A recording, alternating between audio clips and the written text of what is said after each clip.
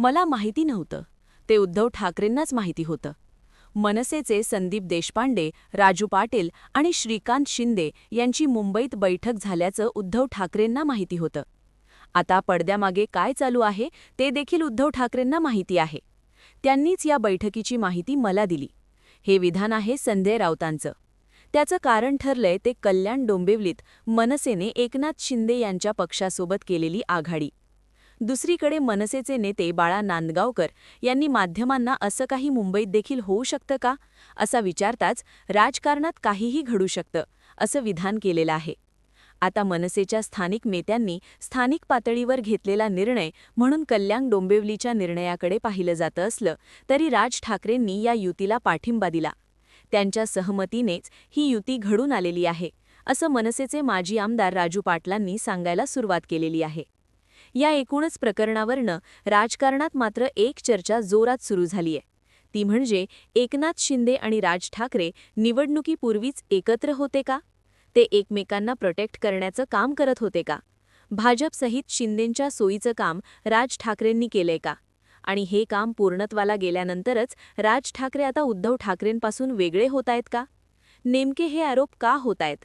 या आरोपांमध्ये किती तथ्य दिसते? आणि राज ठाकरेंनी खरंच उद्धव ठाकरेंच्या पाठीत खंजीर खुपसलाय का? पाहूयात या व्हिडिओच्या माध्यमातून. व्हिडिओत सुरुवात करूयात ती म्हणजे हे आरोप नेमके का होता या मूळ प्रश्नापासून. तर उद्धव ठाकरे आणि राज ठाकरे हे सत्तेपासून काहीच जागा दूर राहिली. उद्धव ठाकरेंनी 160 जागा मुंबईत लढवल्या, तर राज ठाकरेंनी 53 जागा लढवल्या. यापैकी उद्धव ठाकरेंच्या शिवसेनेच्या 65 जागा निवडून आल्या, तर राज ठाकरेंच्या फक्त 6 जागा निवडून आल्या. उद्धव ठाकरेंचा स्ट्राईक रेट 40.6चा, तर राज ठाकरेंचा स्ट्राईक रेट 11%चा. साहजिकच राज ठाकरेंचे उमेदवार जिंकले नाहीत म्हणून राज ठाकरे मागे पडले, म्हणून ठाकरे ब्रँड सत्तेपासून दूर झाला असं बोललं जाऊ लागलं. आणि इथूनच खऱ्या अर्थानं उद्धव ठाकरे यांच्या गटात राज ठाकरेंच्या भूमिकेबाबत संशय निर्माण करणारी चर्चा ही व्हायला लागली. मात्र प्रत्यक्षात राज ठाकरेंना मराठी इम्पॅक्ट कमी आहे अशाच जागा उद्धव ठाकरेंच्या गटाने देऊ केल्या. ही वस्तुस्थिती स्थानिक पत्रकारांकडून सांगण्यात आली. मनसेकडे सुद्धा तुल्यबळ उमेदवार नव्हते. जिथे होते तिथे ठाकरे गटाचे उमेदवार तयारी करत होते. पर्यायानं जागा वाटपात राज ठाकरेंची विकेट पडली होती. तरीसुद्धा राज ठाकरे यांच्यामुळेच सत्तेपासून उद्धव ठाकरेंना दूर जावं लागलं असं नरेटिव्ह तयार होऊ लागलं. पण हे नरेटिव्ह अचूक वाटत नाही, कारण राज ठाकरे सोबत आल्यामुळेच उद्धव ठाकरे गटाला यश मिळालंय. इंजिनाच्या कोळशामुळे मशाल पेटली असा उल्लेख या यशाचा केला गेला. अर्थात हे सगळं पाहताना राज ठाकरेंमुळेच उद्धव ठाकरेंना बळ मिळालं, निवडणुकीकडे मराठीचा मुद्दा आणता आला असं दिसून येतं. पण इथे सुद्धा राज ठाकरेंबाबत काही प्रश्न दूर होताना दिसत नाहीत. आता यातला मुख्य मुद्दा तो म्हणजे राज ठाकरेंनी प्रचारात आणलेला अदाणींचा मुद्दा. खरं तर प्रचारात कोणीतरी विरोधक असावा लागतो, त्याशिवाय मतांचं ध्रुवीकरण होत नाही. तरीसुद्धा प्रचारात मोहित कंबोज, SRA हे प्रश्न राज ठाकरेंनी शेवटपर्यंत आणले नाहीत किंवा हे मुद्दे त्यांनी मोठे केले नाहीत. ठाण्यातल्या सभेतून सुद्धा त्यांनी एकनाथ शिंदे यांच्यावरती प्रहार केला नाही. ते अदाणी यांच्या भोवतीच आपला प्रचार करत राहिले आणि फडणवीस, भाजप, शिंदे यांना खऱ्या अर्थानं अडचणीत आणू शकतील असे मुद्दे बायपास करू लागले. अर्थात या टीकेमध्ये तथ्य दिसतं, कारण मोहित कंबोज यांनी सुद्धा इलेक्शन नंतर झालेल्या मुलाखतीत राज ठाकरेंचं कौतुक केले. SRAच्या संदर्भातनं कंबोज यांच्यावरती टीका होताना दिसते, पण राज ठाकरेंनी आपला सगळा मोर्चा अदाणींकडे शिफ्ट केलेला. मूळ प्रश्नावरती टीका होऊ नये अशीच भूमिका राज ठाकरेंनी घेतली होती असं सुद्धा यानिमित्ताने बोललं गेलं. अर्थात हे खरं जरी समजायचं तरी उद्धव ठाकरेंनी सुद्धा मूळ प्रश्नांना म्हणजे कंबोज, SRA या गोष्टींना बगल दिली असंच म्हणता येतं. थोडक्यात राज ठाकरे निवडणुकीपूर्वी भाजप आणि एकनाथ शिंदे यांच्यासोबत संधान साधून होते असे आरोप केले जातात किंवा अशा चर्चा घडवून आणल्या जातात. यामध्ये तितकं तथ्य वाटत नाही. पण निकालानंतर राज ठाकरेंनी आपली भूमिका बदललेली आहे. आता ते उद्धव ठाकरेंसोबत एकत्रित निवडणुका लढवण्यासाठी तितकी इच्छुक नाहीयेत असं मात्र म्हणता येतं. आता त्याचं पहिलं कारण सांगता येतंय ते म्हणजे कल्याण डोंबिवलीच्या राजकारणात आपल्याला जो काही या ठिकाणी खेळ पाहायला मिळतो त्यावरनं खरं तर कल्याण डोंबिवली हा मुंबईच्या बाहेरचा नव्याने श्रीमंत होणारा भाग नव्याने वाढणारी विकास कामं, भूमिपुत्रांच्या जमिनी, बिल्डर लाईन यामुळे इथं अफाट पैसा निर्माण झाल्याचं दिसतं. आता मनसेचे इथले प्रमुख नेते म्हणजे राजू पाटील, जे 1901 मनसेचे आमदार म्हणून निवडून आले. आगरी समाजातनं येत असल्याने भूमिपुत्र म्हणून त्यांचे एक स्वतंत्र राजकारण. तर याच शहरात भाजपचे रवींद्र चव्हाण आणि शिंदेचे श्रीकांत शिंदे यांचा वाढता हस्तक्षेप. शहराचा नेता कोण ही या दोघांमधली सुप्त स्पर्धा. आणि अर्थात या स्पर्धेत हे दोघेही मूळ कल्याण डोंबिवलीकर नाहीत, हे विशेष. आणि मग त्यामुळेच आगरी मत, भूमिपुत्राचं राजकारण हे राजू पाटील यांच्या बाजूने जाऊ शकतं. किंवा आपल्या बाजूनेही वोट बँक उभा राहावी म्हणून ते प्रयत्न करताना दिसतात. असं असलं तरी 2024च्या विधानसभा निवडणुकीत मात्र राज पाटलांचा पराभव झालेला.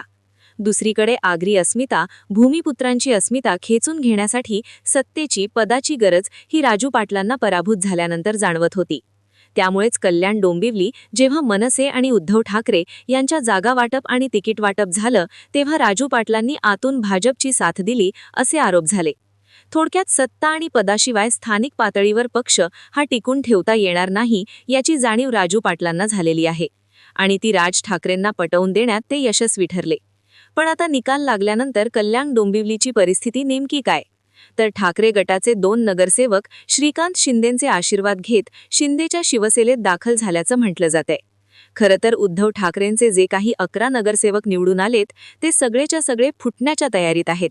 यातले बरेच जण श्रीकांत शिंदे यांच्यासोबत जातील आणि ज्यांना शिंदेसोबत जायचं नाही ते भाजपसोबत जातील. आता हे नेमकं का, कशामुळे? तर विरोधक पक्षात बसून काहीच करता येत नाही, हे परसेप्शन आज राज्यात ठाकरे गटाचे आमदार, काँग्रेसचे आमदार सगळ्यात जास्त असंतुष्ट आहेत. त्याचं कारण म्हणजे विरोधकांना निधीच जाणार नाही हे पक्क राजकारण सत्ताधारी पक्षाकडनं होताना दिसते.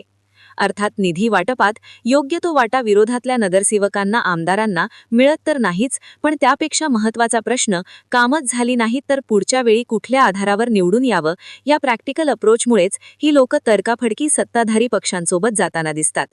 राजू पाटील आपल्या नगरसेवकांना सोबत घेऊन राज ठाकरेंना हीच गोष्ट पटवून देण्यात यशस्वी ठरले.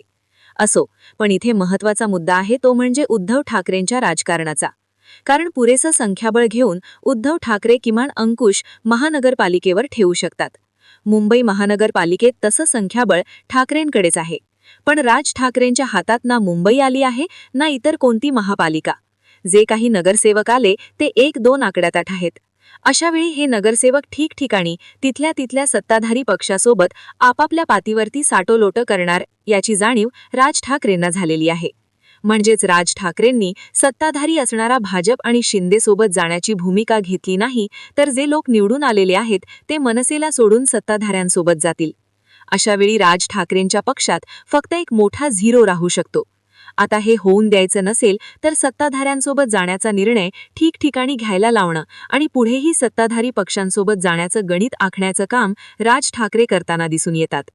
आता याचं प्रमुख कारण म्हणजे उद्धव ठाकरेंना योग्य तो आकडा मिळाला, पण या युतीत मनसेची मात्र वाताहाट झाली. ही वाताहाट रोखायची असेल तर उद्धव ठाकरेंना रामराम ठोकणं हाच पर्याय सध्या राज ठाकरेंसमोर असल्याचं दिसतं. अर्थात प्रचारामध्ये देवेंद्र फडणवीस म्हणाले होते त्याप्रमाणे निकालानंतर राज ठाकरे आणि मी चहा पिताना दिसू शकतो हेच खरं होताना दिसू शकतं.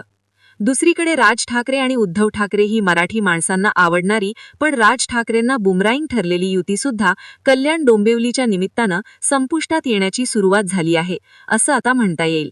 थोडक्यात काय तर राज ठाकरेंनी उद्धव ठाकरेंच्या पाठीत खंजीर खुपसला या आरोपात तितकं तथ्य दिसत नाहीच. पण उद्धव ठाकरेंसोबत जाऊन फक्त उद्धव ठाकरेंचा फायदा झाला, राज ठाकरेंचं नुकसानच झालं, ही भावना ही युती संपुष्टात आणणारी ठरू शकते. तुम्हाला काय वाटतं? राज ठाकरे आणि उद्धव ठाकरे यांची महानगरपालिकेच्या निमित्तानं झालेली ही युती भविष्यात टिकून राहील की आतानंतर ती युती तुटताना दिसेल?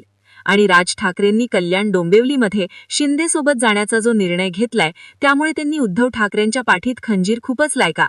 याबद्दलची तुमची मतं आणि प्रतिक्रिया कमेंट बॉक्समध्ये लिहून कळवा आणि गर्जना मराठी या YouTube चॅनलला सबस्क्राईब करा.